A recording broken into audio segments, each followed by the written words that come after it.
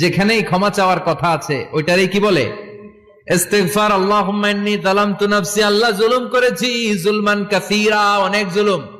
ওয়ালা ইয়াগফিরুয যুনুবা ইল্লা আনতা, তুমি ছাড়া এই গুনাহ ক্ষমা করার তো কেউ নাই। ফাগফিরলি মাগফিরাতাম মিন ইনদিক, তোমার দয়ায় আমারে ক্ষমা করে দাও। ইন্নাকা আনতাল গফুরুর রহিম, তুমি হলা ক্ষমাশীল। ঠিক কি না? এটাও ইস্তিগফার, এটাও পড়বেন। আর এই সব ইস্তিগফারের শ্রেষ্ঠ ইস্তিগফারের নাম সাইয়্যিদুল ইস্তিগফার। যত ইস্তিগফার হতে পারে এর মধ্যে সবচেয়ে শ্রেষ্ঠতম ইস্তিগফার নাম কি? সাইয়্যিদুল ইস্তিগফার। কথা কন।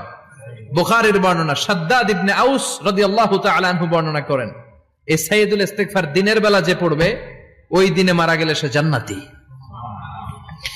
এই সাইয়্যিদুল ইস্তিগফার রাতের বেলা যে পড়বে ওই রাতে যদি ইন্তেকাল হয় ওই লোকটা জান্নাতি। মুখস্থ আছে না? কার কার মুখস্থ? হাত তুলেন।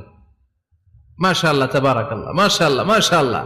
আর যাদের নাই তাদের হোমওয়ার্ক, তাদের আল্লাহুম্মা আনতা রাব্বি লা ইলাহা ইল্লা আনতা খালাকতানি ওয়া আনা আবদুক ওয়া আনা আলা আহদিকা ওয়া ওয়া'দিকা মাস্তাতা'তু আউযু বিকা মিন শাররি মা সানা'তু আবুউ লাকা বিনি'মাতিকা আলাইয়া ওয়া আবুউ লাকা বিযামবি ফাগফিরলি ফা ইন্নাহু লা ইয়াগফিরুয যুনুবা ইল্লা আনতা।